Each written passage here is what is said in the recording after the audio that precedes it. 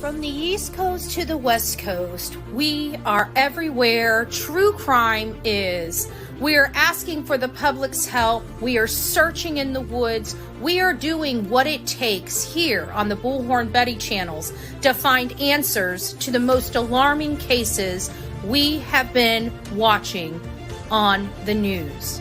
I can tell you personally that I have traveled this entire country seeking these answers and bringing that content right here to you here on the Bullhorn Betty channels and Bullhorn Betty Crime Stories. We are happy with the work that we've done. We brought many answers to the public, and we have defied mainstream media in our pursuit of the truth in these cases. We will continue to work. We will continue to fight for these victims, and we will continue to tell their stories here on my channels. Welcome to the Bullhorn Betty brand of channels and the Coffee Club. Thank you for your love, thank you for your support, and more importantly, thank you for allowing me to bring these victims' stories to each and every one of you, advocating for each of these victims. God bless you, God bless America, and more importantly, God bless our victims.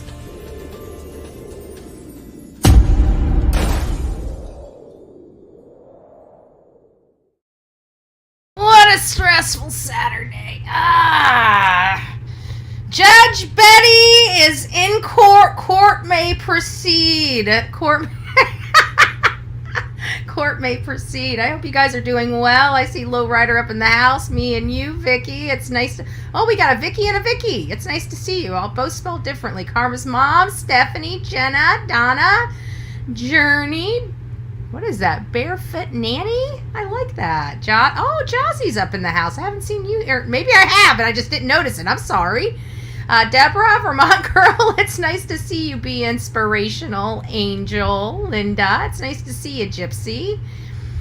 We've got a lot of people up in the house. It's nice to see you guys this evening. Usually when I come this late, I don't really get a whole lot of people up in here, which I still come late anyways because I need a break. I've been working all day. I've been working. You wouldn't think I've been working because you guys haven't seen me. You haven't seen me. So I hope everybody's doing well. We don't have really a whole lot to report on the Sebastian Rogers case. As you guys can imagine, Sebastian Rogers is a 15-year-old autistic boy that went missing from his home in Hendersonville, Tennessee, and has not been seen or heard from since. I did not put him on the thumbnail tonight. I will be changing out the thumbnail once this live is over. I did that for a purpose. And I'm glad to see that everybody did come in here tonight. We are going to be talking about Sebastian Rogers, though. We're going to be talking about a lot of stuff that, you know, we heard in the interview that we're going to be kind of applying to this current situation now. So we have a lot of information that maybe we had overlooked while we were talking about it. Maybe some of you guys didn't. Maybe it was just me. So, one of the first things that I want to put a rest to, and I think I've been kind of hitting that home today for most of the day, is the fact that one thing that I noticed about Seth Rogers is he appeared to love his son a lot. He appeared to be heavily involved with his son, a good understanding of his disabilities and what could work, what couldn't work. He was working right along and butted heads with medical professionals in his son's very rare condition. Again, only 8 people in the world at the time that he was diagnosed had this condition. Very, very rare. So a lot of unknowns. Now, we learned in this interview, you know, I kept wondering why there was some genetic things going on with Sebastian and stuff like that. Now, while I don't know, you know, the conversation we had with Seth was the conversation we had with Seth. I haven't had any other conversations or anything like that with him. So I've got as much information that you guys have related to what we talked about. But one of the key ingredients that I think for me is that I've been trying to find whether there was a substance or alcohol abuse in this situation, and you know, I've kept that out of the limelight. You know, even when people were talking about it before, we never really discussed the alcohol issues here on this channel in relation to Sebastian Rogers. And the reason why is because there was not enough information for me to run with it. Sometimes I say rumors and stuff like that, and I don't mind doing that if I'm talking about a specific subject. But when we're talking specifically about a specific subject and alleging that somebody has a drinking problem or drinking before, and like at the Texas Roadhouse, I didn't really entertain it because, in my opinion, it wasn't rumor. It was gossip. And that was the difference for me, is that I felt it was gossip versus rumor that could potentially pan out. Well, one of the things that we did learn is that it does appear that Katie drinks. What's really weird is when I go through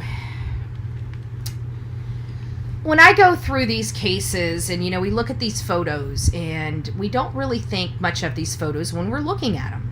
We see these photos, we see these lives. Most of the photos that we're seeing is of somebody that's missing or deceased, right? There's not really a whole middle road because we're true crime. So if it's not true crime related, we tip, unless we're just having one of those, shoot the breeze type of days, we're talking about true crime, which means that somebody has either lost their life or is missing.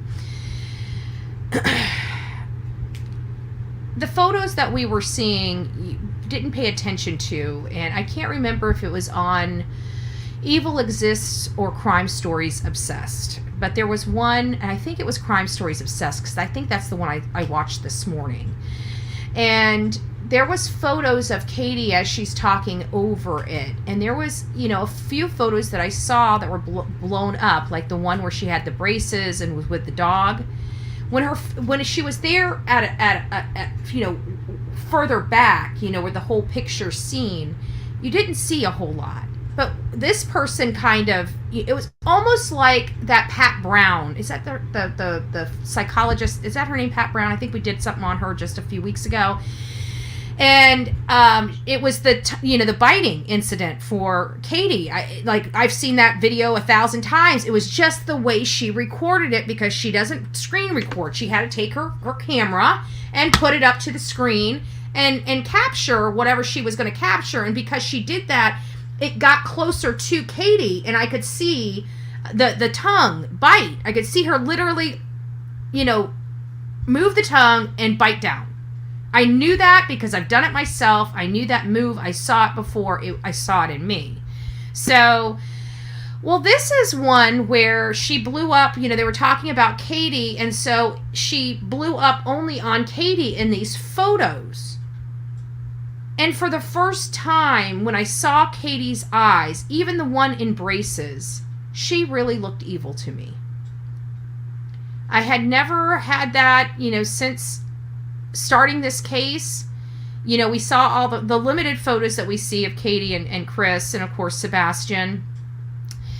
And we, in the limited stuff, they're blowing up on our face. So now I'm kind of saying, everybody might want to go check out some photos. I mean, there even the one that she captured with Katie giving the interview with Chronicles of Olivia, when she blew up on her face. It was just a different impression. And I don't know if it's the bias in me, if it's the certainty in me, or if I'm just seeing something that I hadn't seen before. Hey, Guidance. We got Guidance and the Real Me Too. All the mod squads that's in here. Good morning. Oh, Emily's in here from Australia. It's nice to see you, my love. She is evil. And I did listen to Nina's story. And Nina's story was heartbreaking. And just in my other chat, there was somebody in there that we kind of feels like trolly, but not. I think he's on the fence. It looks like it might be a dude, but you never know who you're speaking. I didn't mean to be like. And he was in there earlier, just being mean, and so I was just talking, just kind of doing my thing. And, having the conversation, but I really believe Chris and Katie have a lot of explaining to do. I really believe, based in on my other channel, we were talking about Cluminati and her thing. She came in, okay, and I gotta say, it does irritate me a little that she's so nasty to me and still insists on coming into my chat. chat and telling me to give her credit, which I had already done. I don't like that. Like, even if she didn't give me credit, I mean, my face is on there. It doesn't really matter. I wouldn't do that. I don't go disrupting other people's chat. I just don't, especially if I don't really care for them. It's just something I have. It's just a respect thing. I mean, even if I don't like them, I still show a little bit of a decency and respect and stay the hell out of their channel and chat, right? So it was just a little frustrating, but that's okay. That's okay. But it's the drinking because, we've been wanting to know something, and somebody had brought something up, and I don't know if this is true, and I'm not trying to gossip at all. But now that we know, it's kind of hard not to ask the question. And again, not to gossip.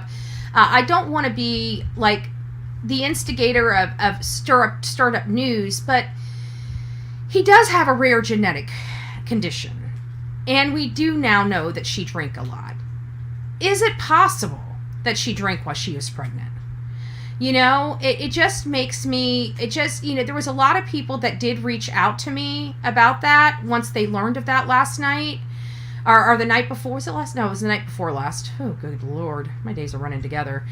And, it was enough people that raised it that I wasn't thinking on those lines. Obviously, you don't really think on those lines, but kind of looking back and the totality of the situation and where we're at now and what we're dealing with now, it does make you wonder because, when she was young, it may not be, it just might, her or Seth might have a genetic condition that may have, or just the fact that she might have a genetic condition and he might have a genetic condition, and those two genetic conditions, it could be a multitude of things. So I just want to make sure that we're very clear. Again, not something that I want to stir up any additional trauma or drama, but it does make you question. We know how horrible alcohol is on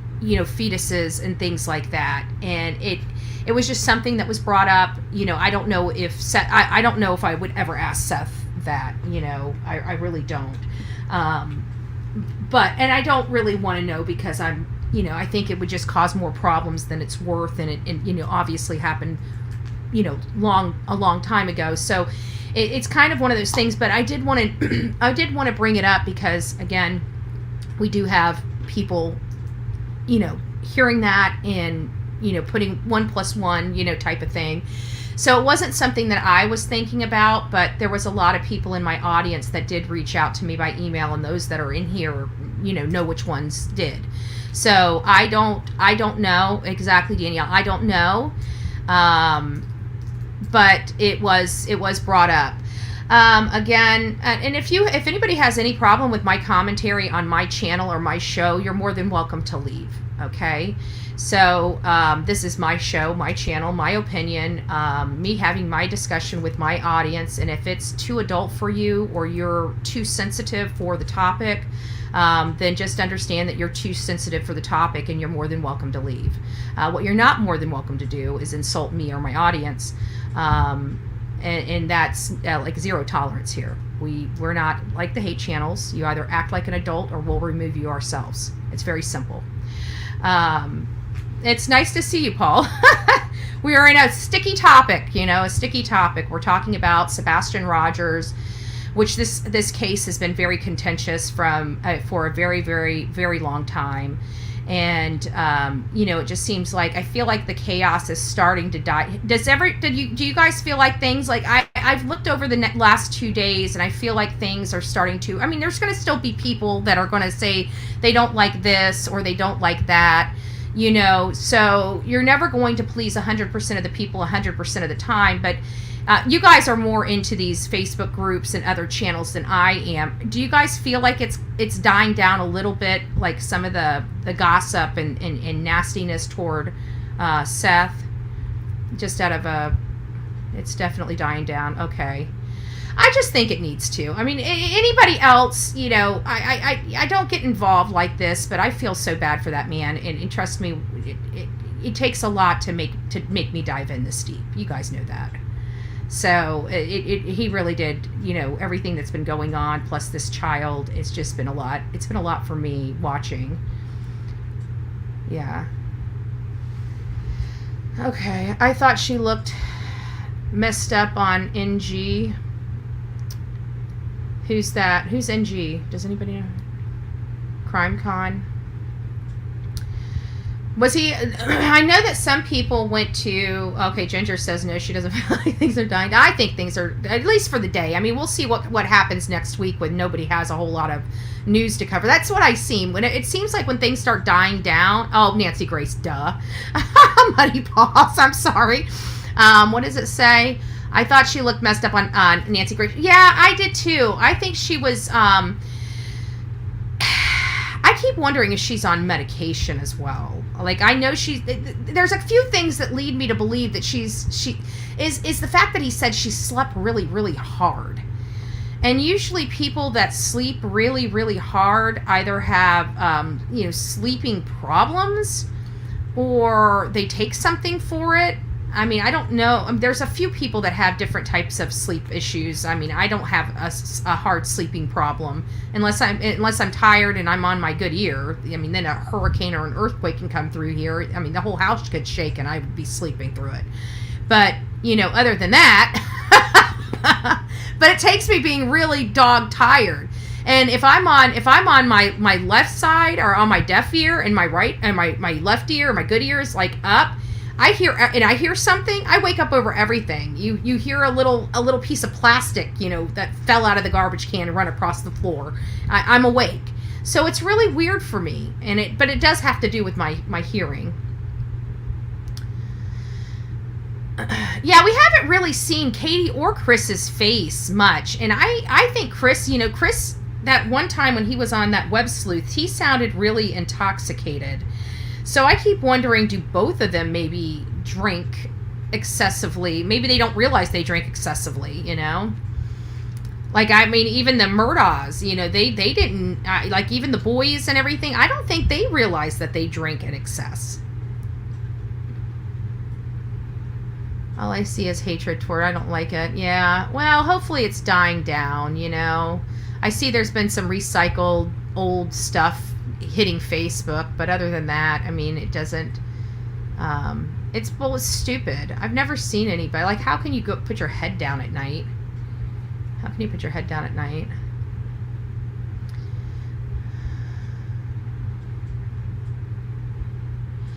Seth is not going, sorry, Patricia, I can't even read, excuse me. Seth is not going to come down till he finds his son. He needs to get out to the can. He able to go search for his son. I would like to know. I don't know when they're going to search. I could have sworn that I think when I talked to Tony right before the interview, I think he said that they were trying to get some, and I could be mistaken it with this weekend, but I knew I wouldn't have my car this weekend, but it might have been this weekend, but I think it's next weekend. They were going to do another big push, I think next Saturday, but I might have my dates off. Don't quote me on that because I really can't remember. I remember it was going to be on a weekend, but I can't remember if it was last weekend or this weekend or this coming up weekend or this weekend here or the next weekend. I can't speak tonight. So another thing that I think that I learned, in addition to all that, in addition to him being a great father, I mean, it sounds like he was a great father. It sounds like he, at the very beginning of this process, it sounded like Chris and Katie spoke very highly of Seth at the time. They let the world know that he was an active parent in their son's life. Katie even stated that he was one of the biggest rooters on the sideline for her son. For their son, rather.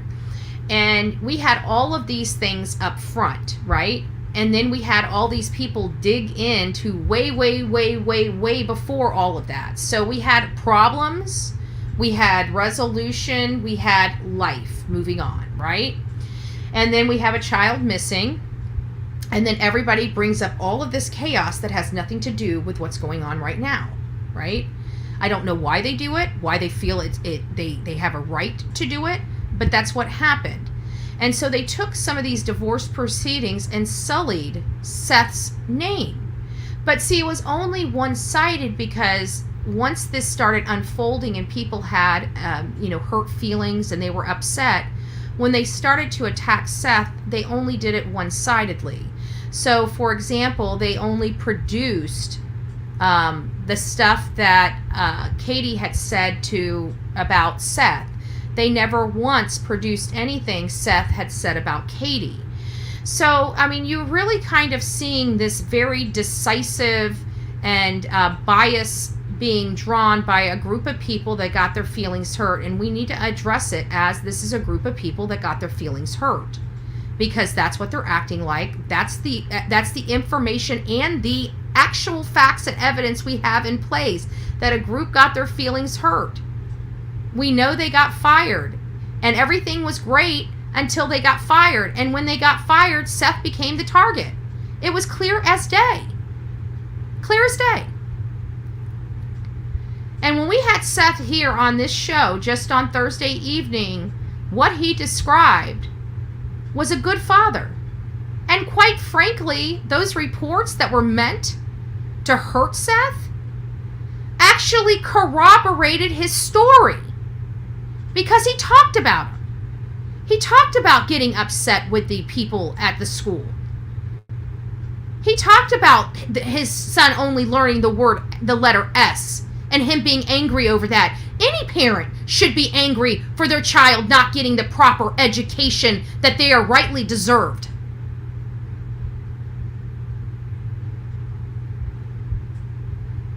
None of them are cleared. He was never one running out here saying he was cleared, was he? To this day, he states he's clear. He's not cleared. Even though he is on camera, clocked in, has a key card that knows his exact movements inside his job, which is out of jail. In jail he was. No one has been cleared. But I can tell you, Seth's lower on the list. He's lower on the list because he's on camera. That's the bottom line. You put somebody that you can see lower on the list to somebody you can't see that's giving you a story that you can't corroborate. Nope, he admitted his alibi checked, but that he wasn't clear. Yep, that's exactly what he did. They checked his alibi. They know for a fact that he's there. He's a little upset that he's not cleared as well, but when he talked to us, which we did hear before, law enforcement has stated it publicly that they're having a problem trying to figure out how Sebastian got out of the house. That's problematic because you're talking about a boy that doesn't leave home without his shoes. And then we're led to believe that he walked out a door with no evidence of walking out that door. The door wasn't unlocked. There's literally no evidence to support that statement, that he walked out the front door. Yet he, as an autistic boy with sensory issues, tics such as having to put the shoes on and always wanting to have his phone or his switch with him, it makes it problematic for his father to believe he walked out of there without those must-have items. Katie and Chris led us to believe that Sebastian was careless with his cell phone, didn't really care for his cell phone. And Seth describes something much different, that he always charged his cell phone, that he always had a cell phone so he could talk to his dad when his dad called to answer. Maybe he left it at home once or twice like a normal kid would, but it sounds like that was intentionally left out by certain people for a certain purpose. Because if they let law enforcement know that he was absolutely addicted to his switch and his cell phone, or his cell phone, either way you look at it, oh, it's Peach over here. It's nice to see you in my neck of the woods. Be careful! Be careful, we got the crazies over here. You guys think you got the crazies. TikTok, meet YouTube. Just joking! Just joking. Just joking. But where was I going with this? It was what was I just talking about? I kind of got a little lost here. Seth's teaching him independence. We'll get to that. I was talking about something else. Yeah, it's been one hell of a day. How is it over there on TikTok? Has it been chill?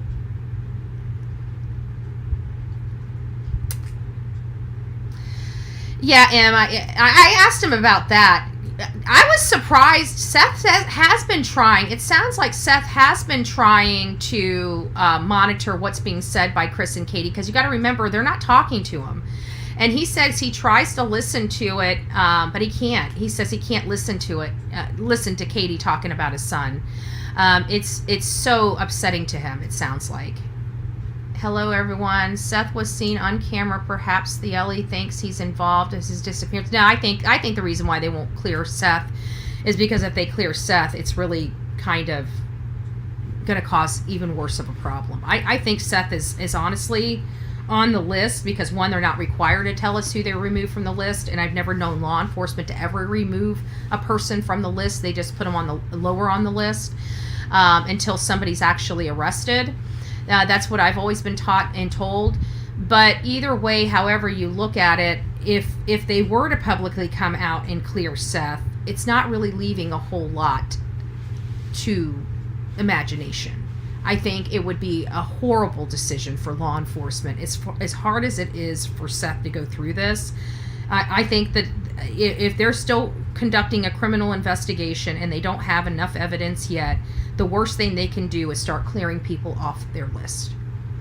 Because what it's going to do is it's going to shake the fabric of this investigation. It's going to make people that are talking stop talking. I think there's reasons behind why the suspect pool appears, or the persons of interest, and I'm going to say it because we are in an investigation. We absolutely know 100% law enforcement has confirmed we are in an investigation. So you don't really have an investigation without having something to investigate.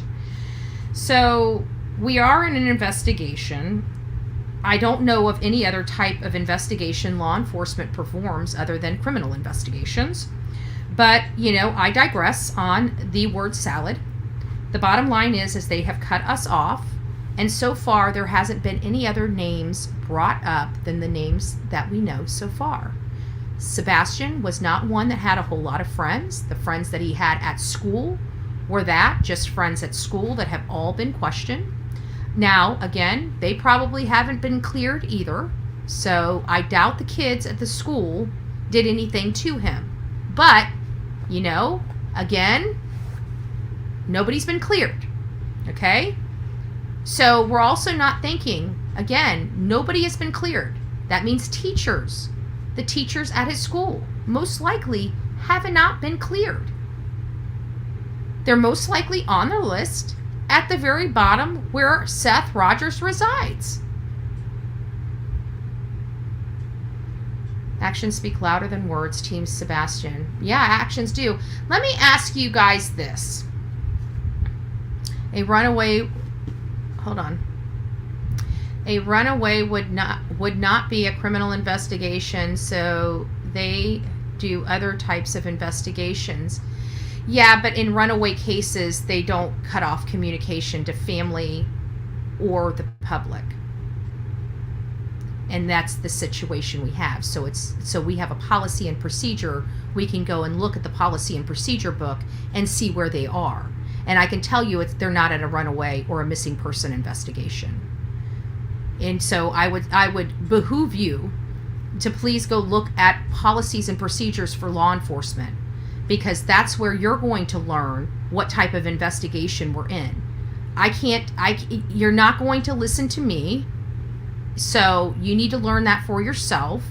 And so I'm directing you to go find out the information for yourself so you don't put this stuff in people's chats, because this is, in my opinion, they do other investigations. You're correct on that. But we're talking about this one. I don't know of any other investigation they would be doing on this case, if I need to clarify for you, Muddy Paws.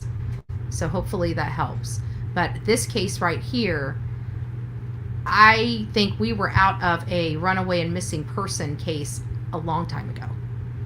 A long time ago. And as a matter of fact, we have corroborated information from law enforcement that it's no longer a runaway case. So I mean, criminal investigation seen before with other. Okay, so you're yeah. Well, then you should. If you're in law enforcement, Muddy Paws, then you should know this, because I'm telling you, I've got a direct connect with several chiefs of or sheriffs of counties. So I don't know what law enforcement you play. But this is another thing where you could literally say you're anybody, and I have no way of corroborating it. So I'm sorry, I'm going to go by the people that I know wear a uniform and a badge and what they inform me of. Okay? That's where I reside. And I understand the policies and procedures in all these investigations, and if you are law enforcement, you should too.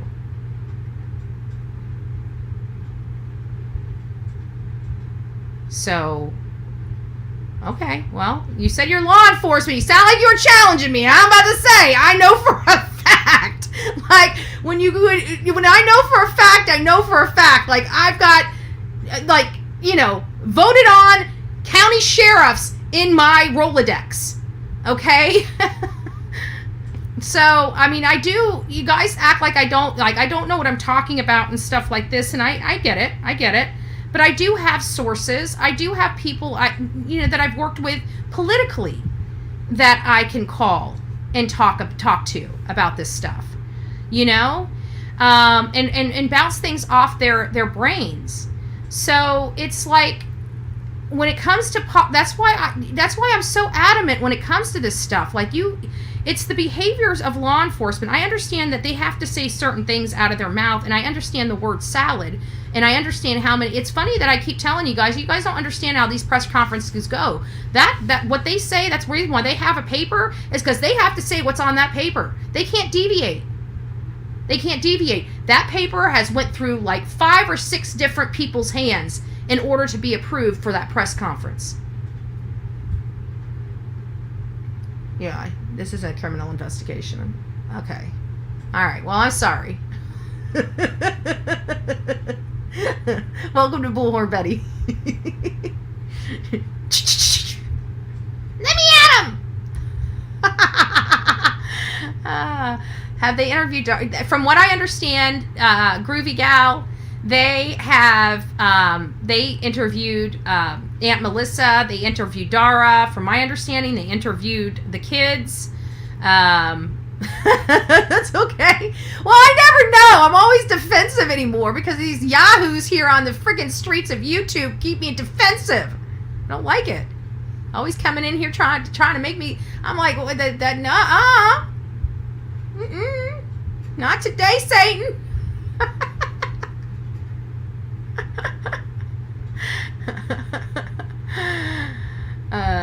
They don't have to tell anyone exactly, and that they don't. But I disagree. I will always disagree with that statement. I don't think that that the public deserves to know information related to the integrity of the investigation. No, I do not. I absolutely do not believe that the public is entitled to that. But I do believe the public is entitled to something. I believe they're entitled to the courtesy and the respect of their sheriff and their sheriff's department, to act like they care about their community and to come out and give them a feel-good response, if nothing more. It's been 3 months. We haven't heard from that sheriff. We haven't heard from the deputy sheriff. We haven't heard from the lieutenant deputy sheriff, or whoever the hell Eric Craddock is. We haven't heard from nobody. And I'm sorry, we are not entitled to the information related to the investigation, but we are entitled to our politicians and our representatives that we vote into office to acknowledge our existence, especially in time of need. And people are concerned because they're telling us on one hand that this kid walked away. They're telling us on another hand that they're in an investigation. There's other children in this community that if somebody is out there snatching kids, the community should know. The problem is we all know that's not the case, and that's why law enforcement has shut the hell up. We all know that their list is very short. We all know that. We can sit here and try to make everybody feel bad because, oh my God, Everybody's entitled, innocent until guilty, yes, but you have to be accused. There has not been one person I have yet to see to go to court that hasn't been arrested or accused of the crime before they're afforded the opportunity to be innocent before guilt. Because you know what? There's a lot of innocent people still waiting to go for the first appearance that are sitting in the locker. Just saying. I mean, they're innocent, right? Right? They're innocent until being proven guilty, but they're behind bars. How can somebody that has not been convicted of a crime be behind bars? My God! What is this world coming to? They're innocent! Let them go! They haven't been convicted yet. Shame on our justice system, putting people away prematurely. He might have killed his girlfriend, but he hasn't been convicted of killing his girlfriend. You need to let him go. He's innocent. Doesn't matter that you caught him with the gun in his hand. He's innocent. Let him go. Give me a break. Sounds ridiculous, doesn't it? Sounds ridiculous. First of all, why look for something that's not lost? Second, if you hide it, you know where it's at. That is true. Third, inaction equals guilt. Fourth, alcohol, antidepressants don't mix. Oh, didn't think about is she on antidepressants? Alcohol and antidepressants definitely do not go together. I know that for a fact. Seth is beating a pavement. He was at CrimeCon? Oh, that's great. That is awesome. I love to hear that. That place is so expensive. Like, Olivia's there. I would be there, honestly. I would have spent the money to go. I would have been there. But I couldn't fly out there. I could drive. I could afford to drive and get a room, but I can't, and the ticket, but I couldn't afford to fly out there, rent a car and get a room and the ticket. So it was just one of those situations where it's just going to have to be next year. And I think next year will be awesome. I don't know where it's going to be, but wherever it is, I don't care if it's in Hawaii, I'm going to be there. I've made my decision. Next year's the year. We're going to CrimeCon. By next year, it will be like its third or fourth year, so it's going to be really, really good. For $400, hope they have fun. Yeah, it looked like it. See, I'm not one that goes into all those meetings and stuff, those rooms, and listen to the story because, I'll just leave it at that. I end up getting their story directly from them. So I've always gone around, and that's what I was telling Olivia, because I'm there, I've been to places like that. I don't really go into those meeting rooms. The only thing I do is I am constantly networking. Every time I'm there, network. I get right in, I get to who I need to see, I network.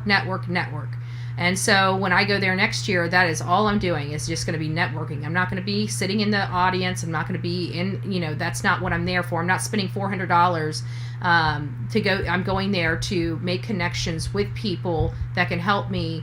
There's a lot of experts there. There's people that are in the forensic fields. There are people in the detective fields. There are experts. There are just a lot of things and a lot of people that could really bring a lot of information back to you guys, teach you guys something new, inform me, teach me something new.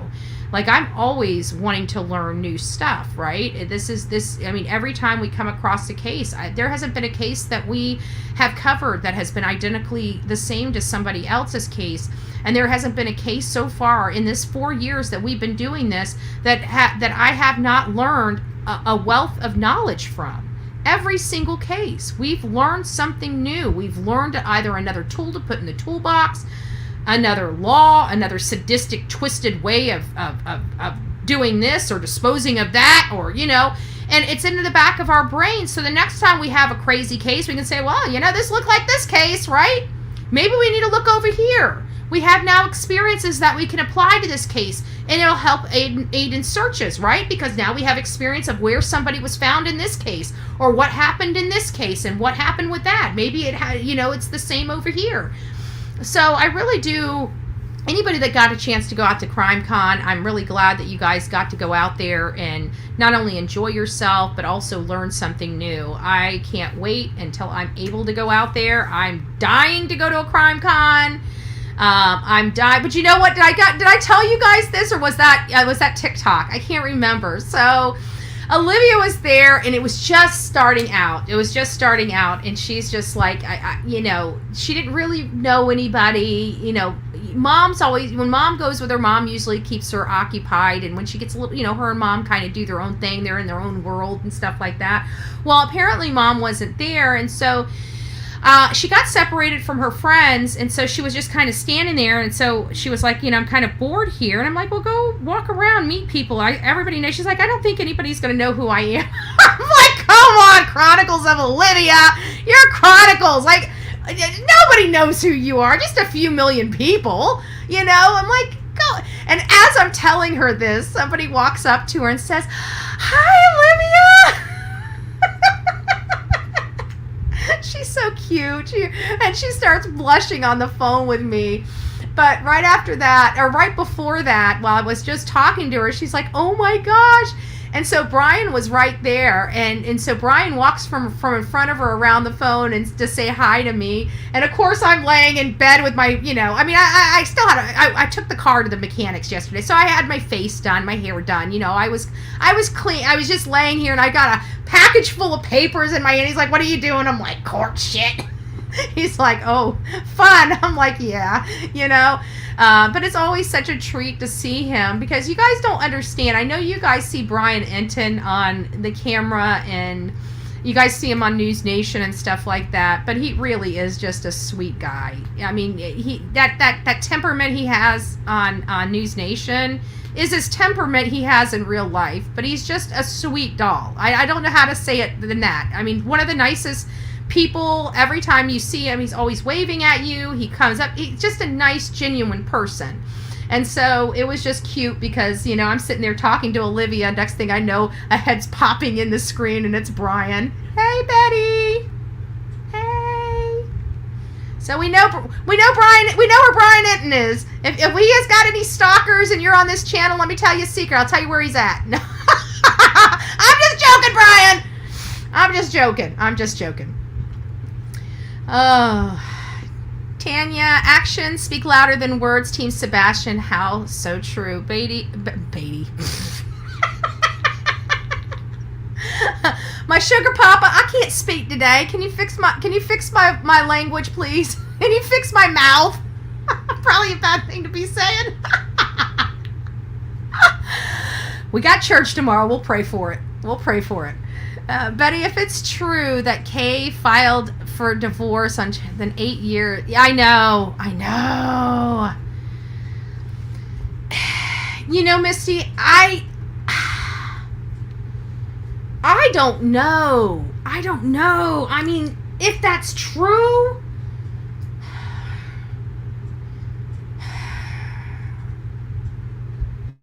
if it's true and this was a spontaneous thing, I would have to think it was subconscious. Because I know that there's a funk I get into, and I don't realize I get into it. It's a funk I get into every October 1st when my best friend died. And it was unexpected, and it was really weird for me because I had found a feather next to my and I knew somebody, because the only time I ever see a feather, and it was like laying right there, like you like right there by my door of the car, like right there. And I pick it up, and I'm like, somebody died, and I didn't. And he's like, oh, you blowing it off, right? And I held it, and I felt really, really uncomfortable, and I'm like, somebody died.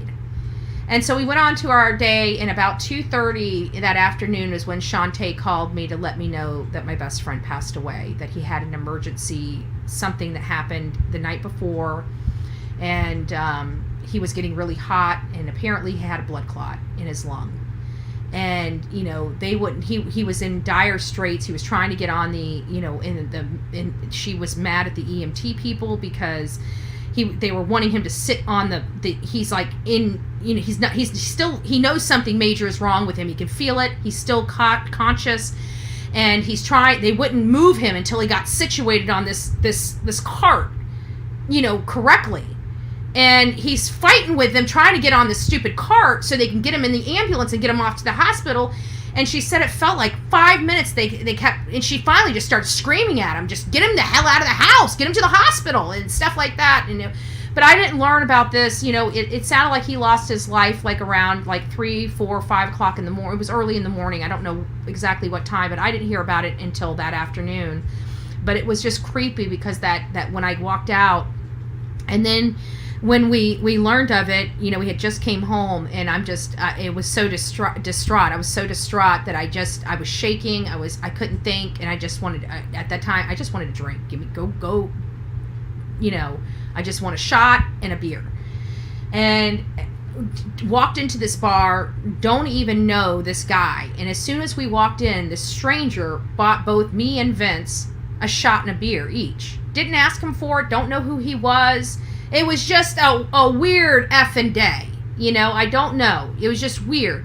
But every October 1st, I get into this funk. And I never realize it at the time. It's always days later, like October 4th or 5th. And then I'm like, it was October 1st. That's the day my best friend died.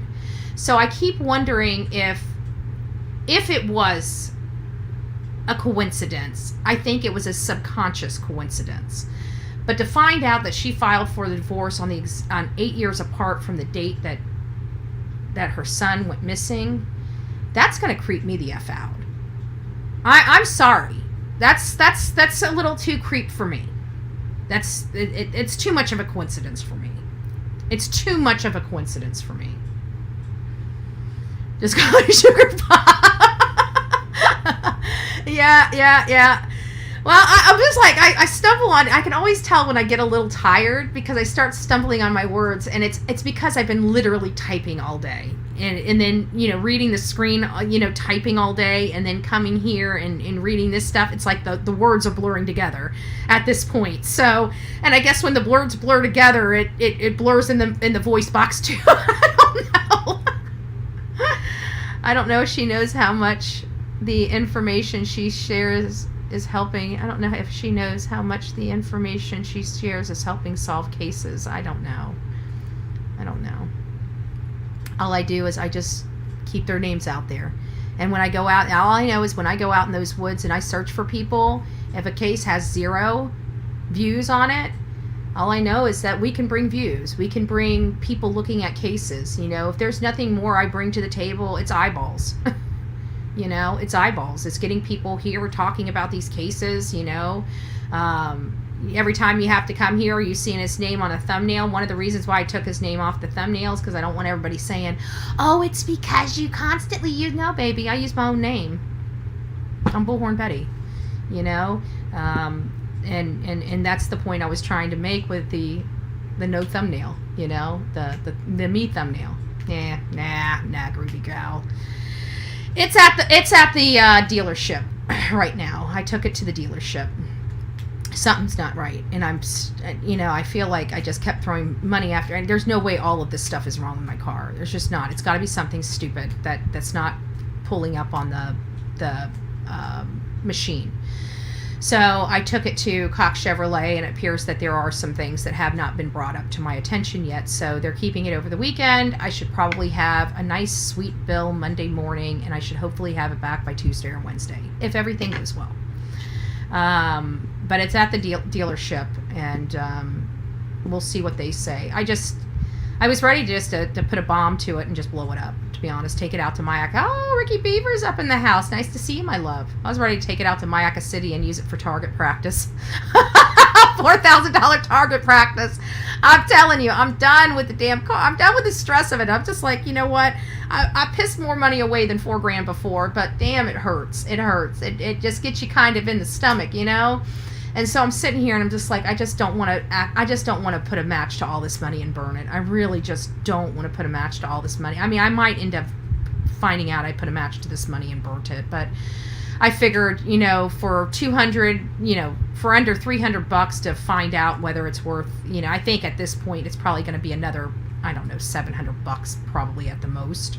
And at that point it's like, what's another $700 What's another $700, right? I may just ask them, what they're going to give me on a trade-in for it. I don't know. It just had a shit ton of work. It was driving really good, and I would just really hate to get rid of her if I can just throw it, I have a funny feeling with everything that was replaced in this car is going to be good to go. Unless the freaking engine burns out or the transmission burns out, this bad boy's going to be on the road for some years. But I don't know, because everything I've tried to do for that vehicle so far hasn't worked. But the way I looked at it when he started talking about a solenoid, I'm like, shouldn't a normal mechanic pick this up? And they're like, well, they're kind of your general, he explained it to me like this. You keep saying $700. It's Groundhog's Day, okay? Stop it. I woke up this morning, it feels like the same damn day. I look out, there's no car. It feels like the same damn day repeating over and over and over and over again. Do I get the man at the end of the story? Because if I don't, I'm going to be pissed. Just saying. Seemed like he had a lot of fun. My repeat of my day is not good. It's the same nightmare over and over again.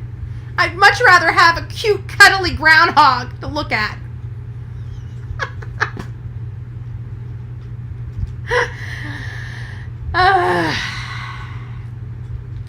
Good Lord. Just another buck. I don't know. After the car, I don't know. I might have to go get me a street job. I might have to get a street job to pay for my car, My car's my pimp, apparently. It sure is robbing me blind. Sure is robbing me blind, I gotta tell you. and my pimp won't even drive me to work.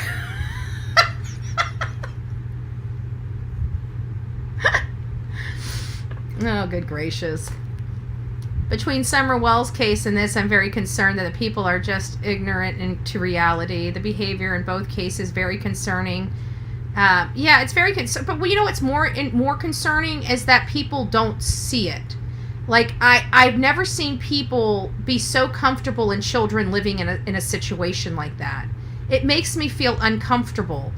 Oh, Paralegal Liz, it's nice to see you. God bless you. Hopefully I'll see you one of these days. I miss you. We had fun.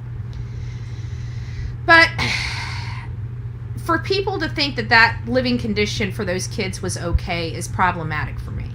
The fact that there was a lot of overwhelming support knowing that those children were living in that condition. That, in the Summer Wells case, for me, that was the most problematic for me. It was the parents, yes, but it was people making their behavior acceptable and almost polarizing it as good parenting. And that is where I had my biggest problems and my biggest beefs when it came to that. My car, buy newer one. Yeah, check engine lights comes. It's been a nightmare. But it's like, but mine, it was just, everything works fine. It just keeps stalling at the light. When I have my foot on the brake, it stalls. And when it stalled, I'm like, okay, well, he's going to fix it. And I remember my dad telling me a long time ago, when a vehicle starts stalling on you, put a Band-Aid on it and get rid of it. My dad was a smart man, okay? What can I say? He taught me everything I know, right? Well, the problem with me is I don't know what a Band-Aid is, okay? I'm a surgeon, so if I'm going to go in, unfortunately, if I'm getting rid of the car, it's gonna be fixed, okay? So the next person doesn't have to deal with the problems. But then you kind of kick yourself because, like this one, if I get rid of it, I just spent $4,000. There's no way, like I would literally be giving a car away for free. I'd be just recouping the money I put into it, right? Because I can really only sell it. I think maybe my car's worth maybe $6,000 at the most. It's not that much. Like I said, $4,000. If I had to do it all, there's no way in hell. Absolutely no way in hell. Get a bicycle? No. Okay, I'm sorry. I'm a cheap woman, but I still have some bougie in me, okay? Bicycle's not for this girl, okay? Skates, bicycle, buses.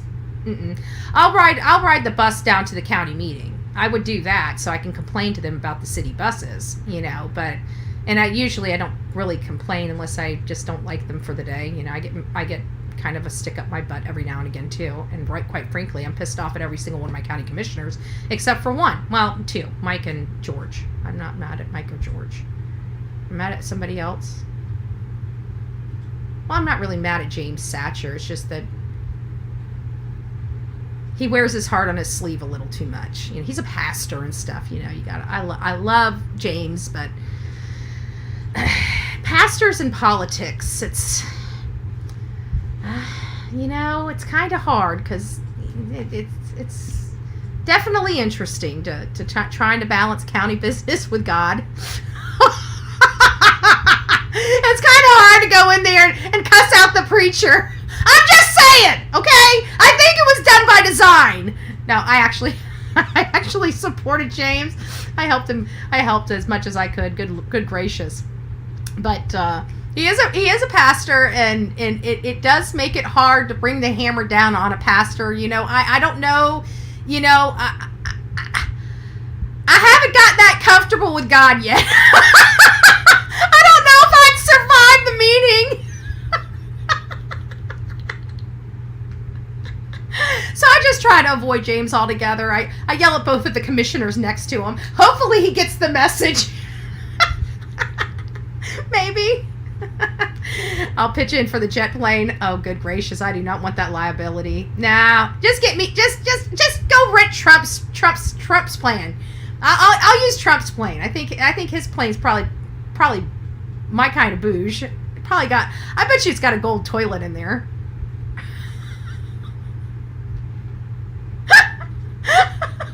I hate a thief, but I might walk out with the toilet lever.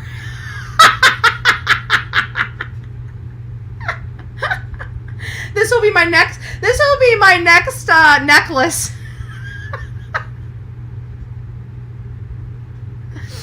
What's that movie called? The Heist? Remember The Heist?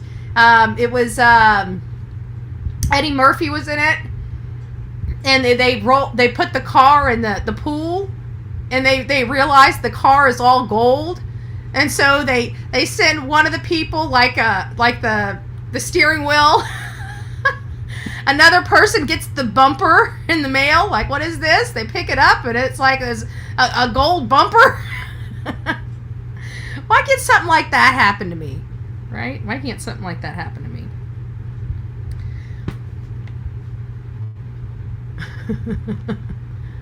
Well, the drama if you stole the toilet.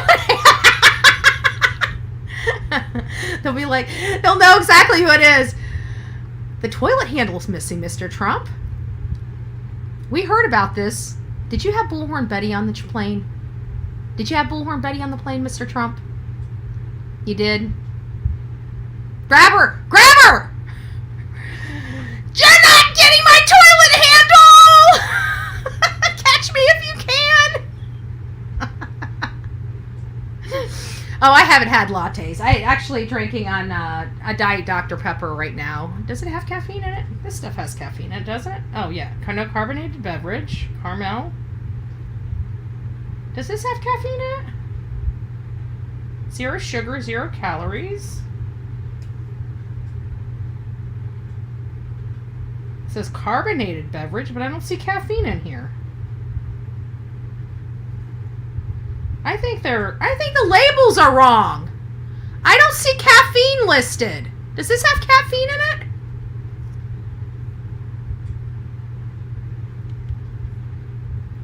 No, we're voting for him. Talking bad about Seth and TPS. We may be felon, but we're still he may be a felon, but he's still. I try. You know what? He's there. I don't think those are. I don't know. Are those are all civil? Aren't those all civil crimes? I lost track. I really don't care. I think that's all railroaded crap. I don't really pay attention to it. I figured it's going to go to the Supreme Court. Everything's going to be done anyways. It's all political grandstanding. It really is. Yes, loaded with caffeine. Perfect. That's what I need. No, it doesn't. Somebody says no. It has it. It doesn't have caffeine. It's no caffeine. So I got one person that says no, it's caffeine, and one person that says it's loaded with caffeine. I don't know. Maybe it's a Dr. Pepper. Maybe I need to start drinking Dr. Pepper instead of espresso. So I tell my family to leave me alone. I'm watching my favorite crime show. And they look at me all crazy because I'm laughing so hard I'm crying. They might be worried about me.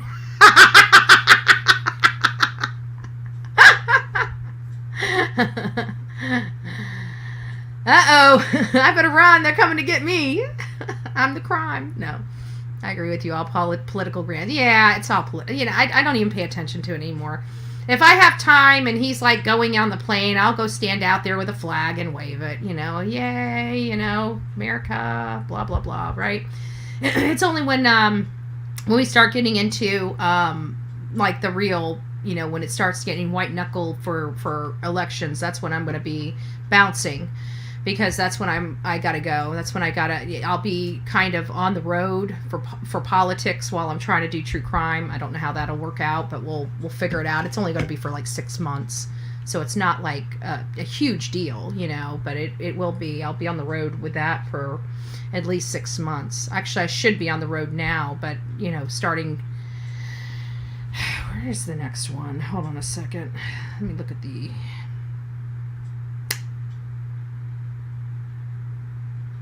Yeah, we don't even have an event coming up right now, so I don't even know where the next one is. Last one that I was supposed to go to was in New Jersey, and then they just did the one in the Bronx, which I was surprised about. And so I don't know where they're going to go next. I was hoping they'd be here in Florida, but I haven't heard anybody talk about a Florida rally, so I don't know. Try pickles. Oh, no. I like pickles, but I'm not a pickle fanatic. Like, I'll eat dill pickles, and I'll eat a dill pickle, the whole damn pickle. You know, I love pickle wedges. But one thing I don't like is I don't like pickles on my burgers. I don't know what it is. I don't like pickles on my burgers. I love pickles. Am I weird? I don't like pickles. Like, I don't like pickles on my sandwiches. And if I have to have a pickle on my sandwiches, I like, what is it, sweet and butter, or butter and sweet, or whatever the heck that is. You know, the butter ones. The sweet ones. I don't like the dill ones on my sandwiches. I don't know what it is. I'm weird. But I love dill pickles. Am I weird? I'm weird. I don't like pickles at all. I love pickles. Pickles are actually a very, if you really think about it, pickles are really good for you. I mean, they've got the salt, the vinegar, they're cucumbers, so you're burning more calories digesting it than the calories that are in it. I mean, to be honest with you, pickles are actually very good for your health. I have to think that dill pickles are pretty good for your skin too, with all, you know, all the vinegar and stuff in it. Dr. Pepper and pickles. That still does not sound good.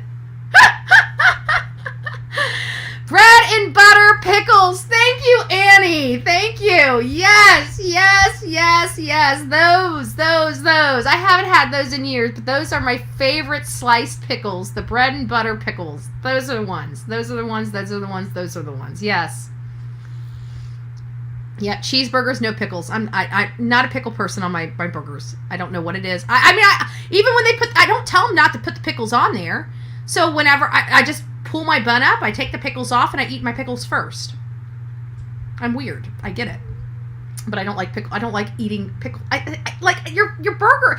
I think it's because of the ketchup. The ketchup is so sweet, and it's just odd for my palate. I don't like it. I just don't like it.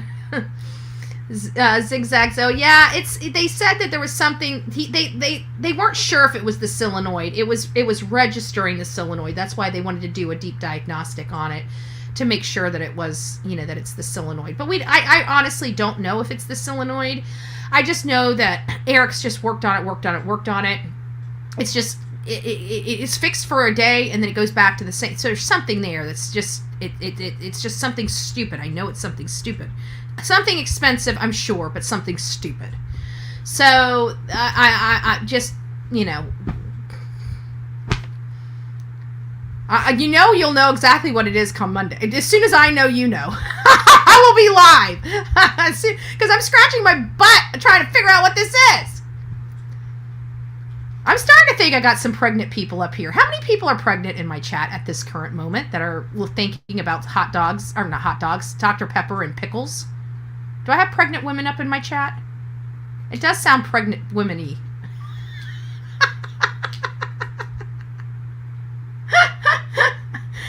Who's pregnant? Somebody's pregnant up in this house. Somebody's pregnant. I'm telling you.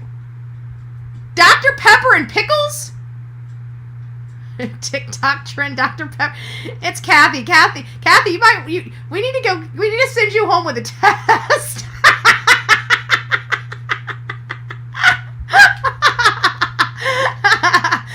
Girls, don't be running away. Come back. I'm just joking. No. Pickle martinis.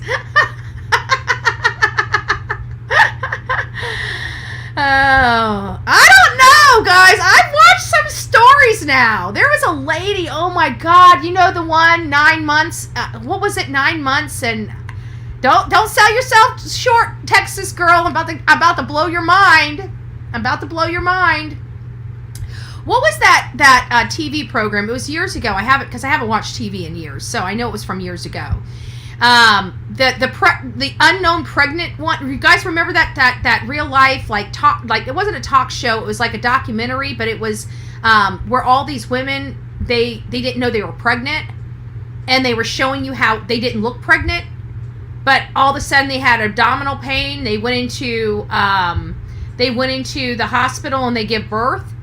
Well, there was a woman, and she was like in her 50s, late 50s. She never had kids before. This was her second husband or something like that. They weren't, I mean, they were together for a significant number of years, but nothing out of the ordinary. And all of a sudden, she started having some severe abdominal pains. And she thought she was dying. She felt like her guts were splitting open. And so her and her husband go to the hospital, and they tell her she's in labor. They're well-to-do as well. You know, they had a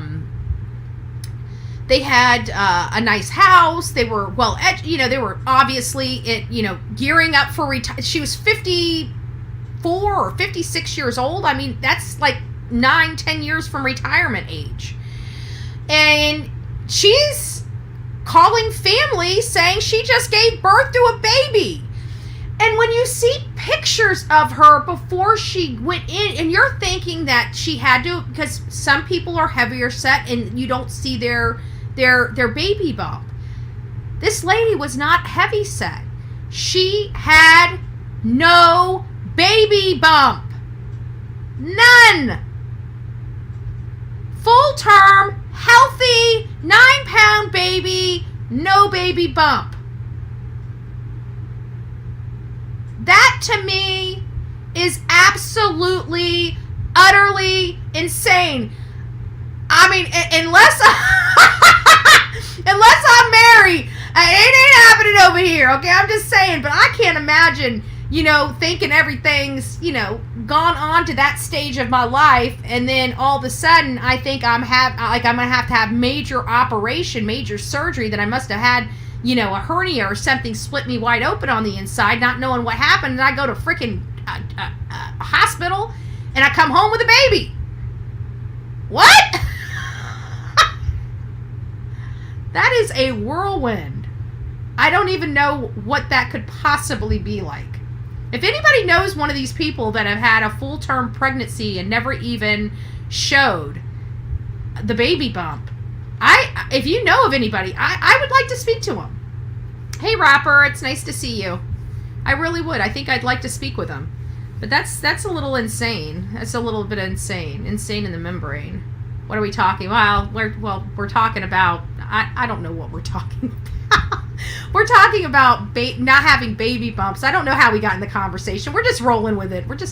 We started off with Sebastian Rogers, and then we started talking about the the interview, and then we got off the interview, and then we started talking about this, then we started talking about the car, then we started talking about pregnancy, then we started talking about pickles and Dr. Pepper, and it took the whole entire audience down a rabbit hole. Then I thought somebody was pregnant, so then we started talking about pregnancies, then we started talking about people having babies with no baby bumps, and now we're here.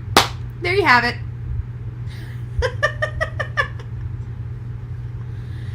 Oh, raindrop, really? I'd like to know. That's got to be so. And I don't know. I'm just fascinated with, because it's kind of hard because, this is the thing about it is that they felt no movement. Like you have a baby in your belly for 9 months. You would think that you got, something moving in there. And just nothing. Just nothing. I don't know. That just freaks me out. Baby's healthy baby, everything. Healthy baby. Miracle baby. Because from my understanding, this particular lady couldn't have children. That's why she didn't have any children. That's why it was such a shock to her. I remember when they told me, I had a diatopic. But I remember in 2015, it was April 2015. And I remember the doctor, because I had some medical things going on, and my female doctor immediately told me to go straight to the hospital or something. They did a test in the clinic, and then on my way home, they called me from the doctor's office and told me I needed to go straight over to Manatee Memorial Hospital to take some tests. And I'm like, why do I need to go to Manatee Memorial Hospital to take some tests? And he's like, we just really need you to go over there and take some tests. Well, doctor, I'm like on the way home, he's like, no, you need to go there right now and take a test. He sounded a little concerned, and I'm like, what is going on? And they're like, well, Miss Griffin, your pregnancy test came up positive, and we think there might be something wrong with you, so we need you to go to the hospital because your life could be in danger. Oh, well, it sounds like I need to go over to the hospital. And come to find out, that's exactly what it was. I have been pregnant one time.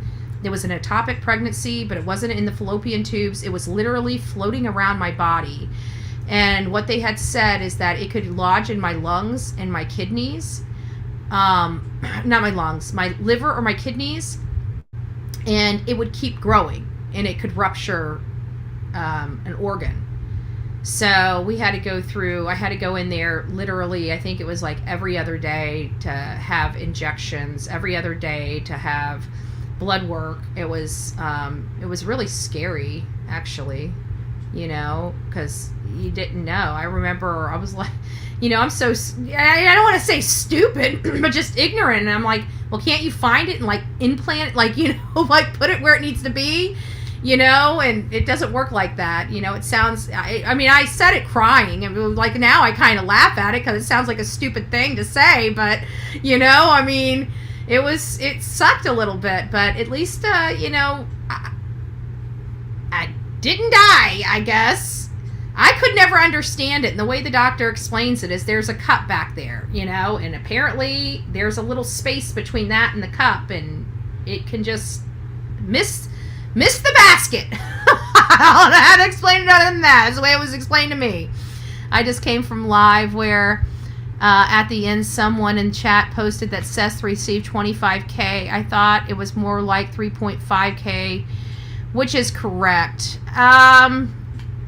Honestly, I don't know. I know that the other team, like the PI and the team that was fired, had increased a fund up to $25,000, but that was the number on the fund, not the actual funds in there, from my understanding. But I don't know. I know whatever it is, those funds are where they're at. They're not being utilized except as needed for tax benefits, but I don't know the specific amount. I really don't care. The man needs, if it was $25,000, the man needs the $25,000. This is obviously, we've got flyers. Heck, me personally, for things like this, I would recommend all of the parents have a $50,000 GoFundMe personally, because in the end, the grand scheme of things, the attorneys, the private investigators, the flyers, the shirts, all of that, it gets costly, and to have to do that for an extended period of time, it takes a lot of money to do. You know, people think that everything's donated. No, what people don't understand is the money's donated. You have to purchase all of that.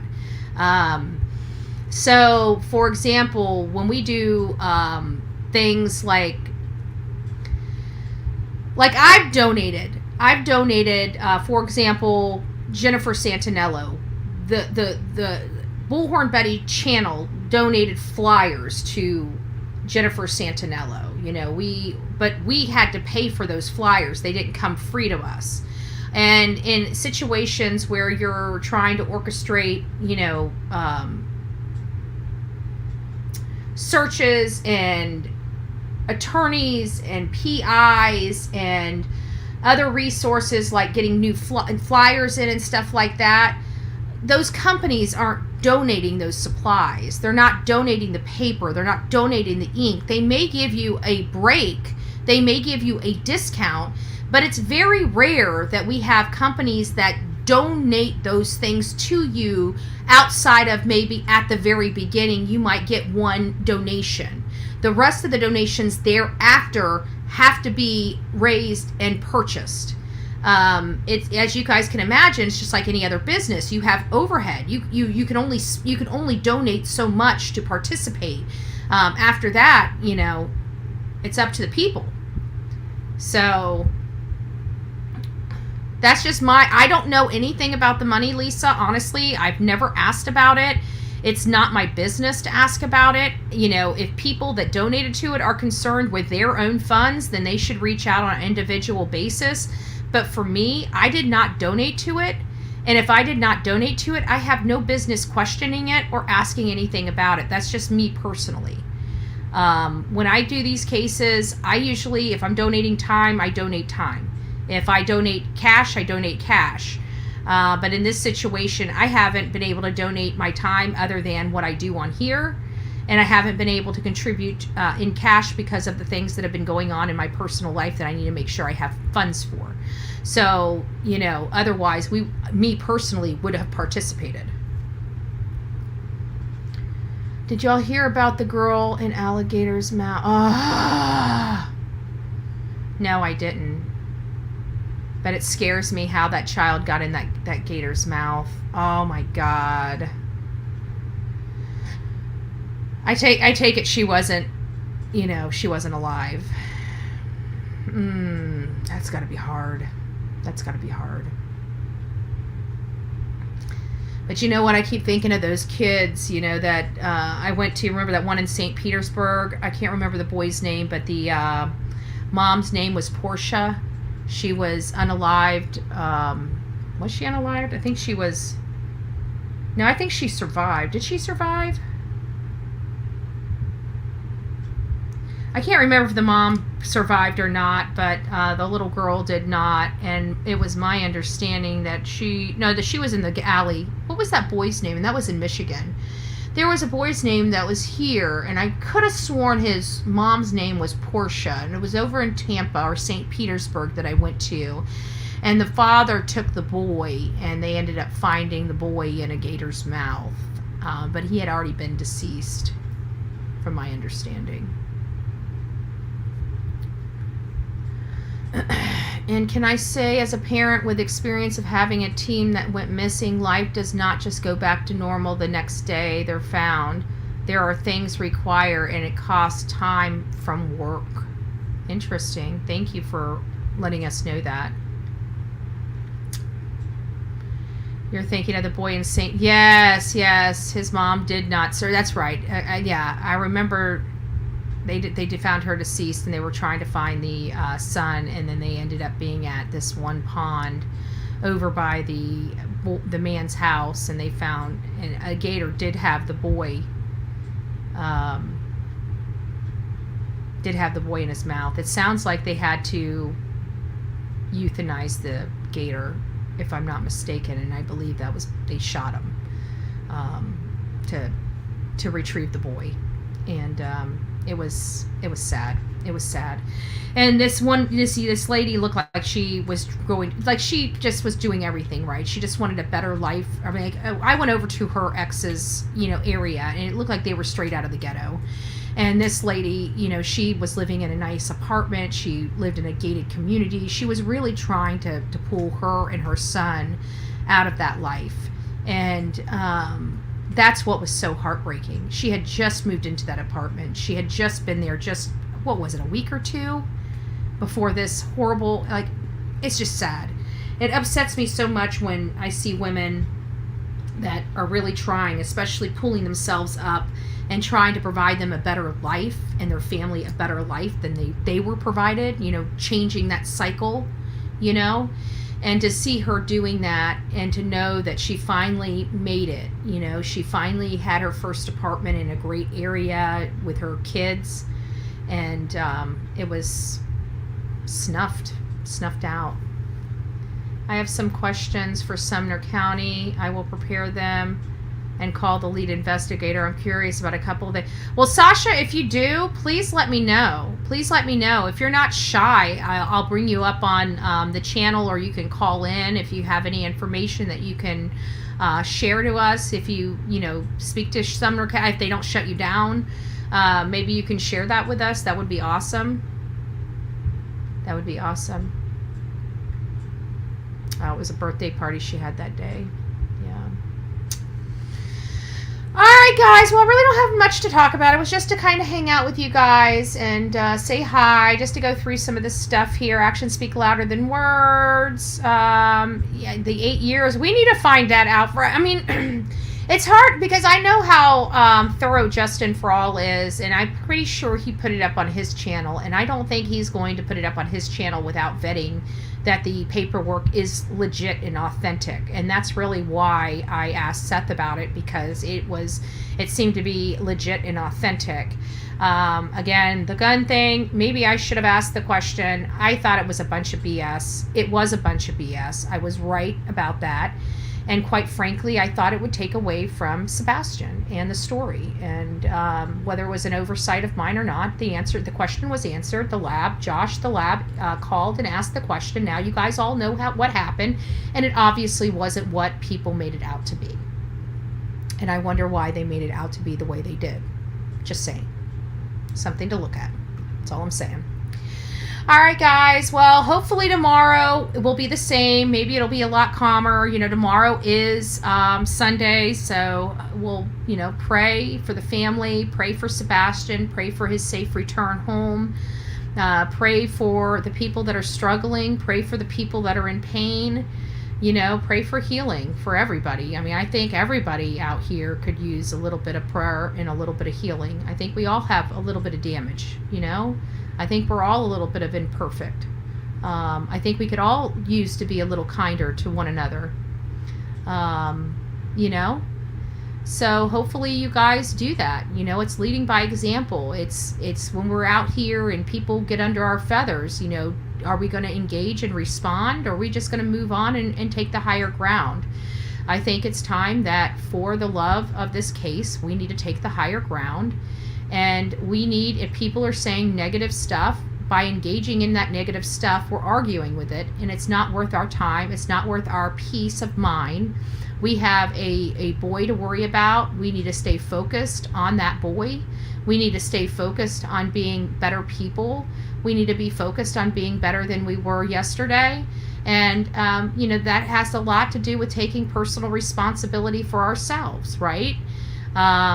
And I've got to check myself too. I sometimes get sideways too. Some things get me hot under the collar, and I'm just, I'm bullheaded, right? I see an injustice, and it's like, right? Not today. But I also have to realize, do I need to engage? Is that something that we need to be doing? So let's just keep it fun. Let's keep it about Sebastian. Let's keep it in love, right? Not in hate. We're not going to represent Sebastian in hate. That would make us just as crappy as the people that are trashing his dad. We're going to represent Sebastian with love. That's what he deserves. He's earned that right, and we deserve to represent him properly. And I hope everybody continues to do that. So I love you guys. God bless. Good night. We'll see you tomorrow. If you guys aren't in church, just remember, I'm letting Santa know. who's on the naughty list and who's on the nice list. Just saying. Just saying. I won't take notes. Yeah, I will. I'm going to be stink-eyeing you after church. Where were you? I didn't see you in the pew next to me. All right, guys. I love you. God bless. We'll see you soon.